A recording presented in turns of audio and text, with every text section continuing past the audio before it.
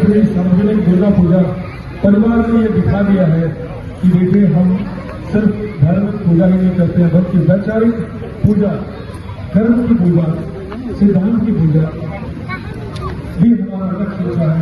हम अपने बच्चों को संस्कार देने का काम कर रहे हैं। शैलेश जी, हम कहेंगे ये चित्र, ये फोटो उद्योगपति रतन टाटा को आज श्रद्धांजलि दिया जा रहा है और यह काम दुर्गा पूजा कमेटी के द्वारा किया जा रहा है। जमशेदपुर में मोहर्दा में जो कमेटी है, श्री श्री सार्वजनिक दुर्गा पूजा कमेटी, ओडिया स्कूल मैदान, आज उनके सभी कमेटी मेंबर आज रतन टाटा को श्रद्धांजलि दे रहे हैं। सुधीर जी, क्या बोलना चाहेंगे? श्रद्धेय रतन टाटा जी के निधन से पूरे देश, पूरा जमशेदपुर, सार्वजनिक दुर्गा पूजा कमेटी मोहर्दा दुखी है, शोकाकुल है। इसी क्रम में आज हम लोग पूजा कमेटी की तरफ से उनके विनम्र श्रद्धांजलि के लिए 2 मिनट का मौन रखा है और पूरे पूजा कमेटी सब परिवार पुष्पांजलि और श्रद्धांजलि अर्पित किया है, उनको नमन किया है। उनके जाने से, उनके खोने से शहर तो दुखी है ही, देश दुखी है ही, बच्चे घर के महिलाओं, घर के परिवार सब दुखी हैं। उनका जाना हम लोग के लिए बहुत बड़ी क्षति है, इसलिए पूजा कमेटी उनके इस दिवंगत होने पर दुखी है। और सबसे एक खासियत है कि जिस तरह वो रत्नों के रत्न आदरणीय श्रद्धेय रतन टाटा जी थे, उनका नवरात्रि में निधन होना हम लोग मान कर चलते हैं कि वो जिस तरह अपने जीवन में अच्छे काम किए हैं, नवरात्रि में निधन होने से हम लोग उनको वैकुंठ और सद्गति की प्राप्ति के लिए, उनकी आत्मा की शांति के लिए प्रार्थना किए हैं हम। रतन टाटा जी उद्योगपति थे, हैं भी, लेकिन उनके निधन से पूरा समाज दुखी है।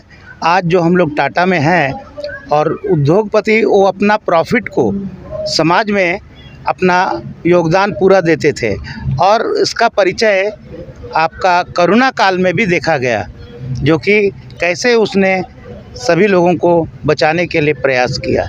इसको भूला नहीं जा सकता और आज हम लोग सभी बहुत दुखी हैं उनके नहीं रहने पर।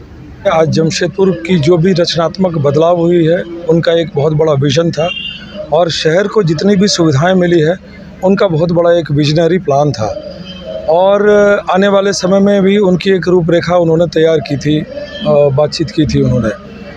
जहाँ तक उनके जाने का जो संदर्भ है, एक अपूरणीय क्षति है और शायद वैसा व्यक्तित्व मिलना मुश्किल ही नहीं बल्कि बहुत नामुमकिन सा लगता है। मैंने उनसे मुलाकात करने का 1-2 बार मेरा भी एक सौभाग्य रहा है और जहाँ वो आके ठहरते थे जमशेदपुर में, वो कक्ष अगर आप देखेंगे तो आपको लगेगा कि एक इतना विशाल व्यक्तित्व का व्यक्ति और बहुत ही सिंपल लाइफ जीने वाला उनका जो था, वो देख करके बहुत आश्चर्य होता था। हम छोटे से देखते हैं कि हम अपने घर की बनावट ऐसा रखते हैं, वैसा रखते हैं, बट उनका जो जीवन था वो बहुत ही सादा जीवन, उच्च विचार वाला था और उन्होंने दर्शाया भी, बताया भी, लोगों को सिखाया भी। तो ऐसे शख्स के जाने से ऐसा लगता है कि हमारे घर से कोई चला गया है। इसलिए उनके प्रति हम सब मिल कर के आज इस कार्यक्रम को रखे हैं।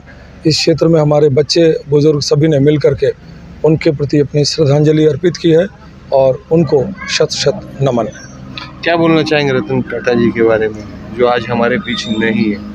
उनके चले जाने से देश और समाज को बहुत बड़ा नुकसान हुआ है और वो हर क्षेत्र में अपने योगदान हर समय देते रहते थे और उनके चले जाना हम लोगों के बीच का दुर्भाग्य है।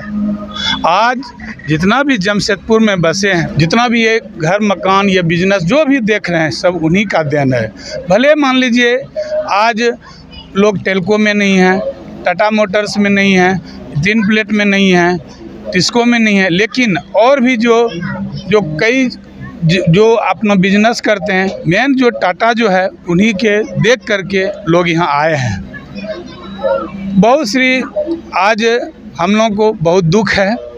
हर घर में, घर से लेके उद्योगपति तक कहीं भी देखिए टाटा का छाप पड़ा हुआ है। नमक से लेके, चाय से लेके, अनेक चीज़, टूथपेस्ट, सब टाटा है और आज हम लोग बहुत दुखी हैं।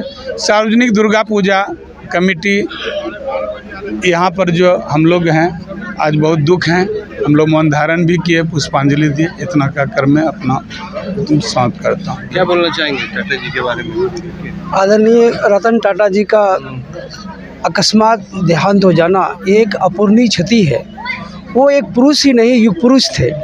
ऐसे तो मैं सरकारी एम्प्लॉय हूँ, लेकिन फिर भी मैं ये जानता हूँ कि हमारा जो जमशेदपुर शहर है या हिंदुस्तान के बच्चे रतन टाटा को जानते हैं, क्योंकि उनका जो अभूतपूर्व योगदान रहा है, चाहे हमारी अर्थव्यवस्था को सुधारने में हो या विभिन्न प्रकार की जो भी सुविधाएं हमें मिली है, वो टाटा कंपनी का ही योगदान है। मैं एक आर्टिकल उनका पढ़ा था जो हमें काफ़ी इंस्पायर्ड किया। उस आर्टिकल ने एक बार वो फ्रांस में किसी रेस्टोरेंट में खाना खा रहे थे 3-4 मित्रों के साथ। तो इन लोगों ने काफ़ी सारे भोजन मंगाए।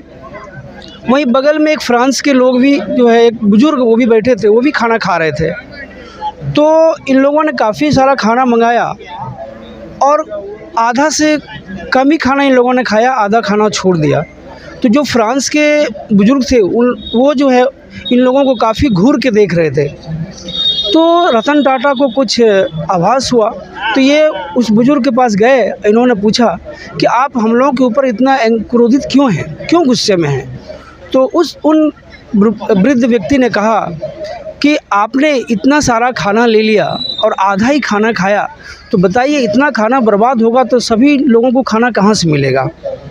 तो ये बातें जो उन्होंने एक आर्टिकल में हमने पढ़ा था, तो इनसे हमें ये भी शिक्षा मिलती है कि वो व्यक्ति एक बिंदु पर किस प्रकार से अपने योगदान को, अपने ध्यान को आकर्षित कराते थे। ये हम लोगों के लिए जो है एक अनुकरणीय तथ्य है कि हमें भी इस चीज़ों पर ध्यान देना है कि हम लोग जो भोजन जो करते हैं, भोजन जितना हम लोग खाएं उतना ही लें, बर्बाद ना करें। क्योंकि ऐसे भी हमारी देश की आबादी इतनी ज़्यादा है, अगर हम लोग भोजन इस तरह बर्बाद करेंगे तो शायद बहुत सारे लोगों को भूखा सोना पड़ेगा। तो रतन टाटा जी का ये जो आर्टिकल हमने पढ़ा, ये बहुत हम उनसे इंस्पायर्ड हुए, हमें बहुत उनसे मार्गदर्शन भी मिला। और उनका ये निधन वास्तव में एक हम लोगों के लिए भी अपूर्णीय क्षति है। और हम दुर्गा पूजा कमेटी जो है उनका श्रद्धांजलि भी दे रहे हैं और 2 मिनट का मौन भी रख रहे हैं। धन्यवाद। इतिहास इस पल को भुलाएगा नहीं, इतिहास इस पल को और अच्छा से लिखेगा। उद्योगपति रतन टाटा देखने में साधारण इंसान की तरह ही थे।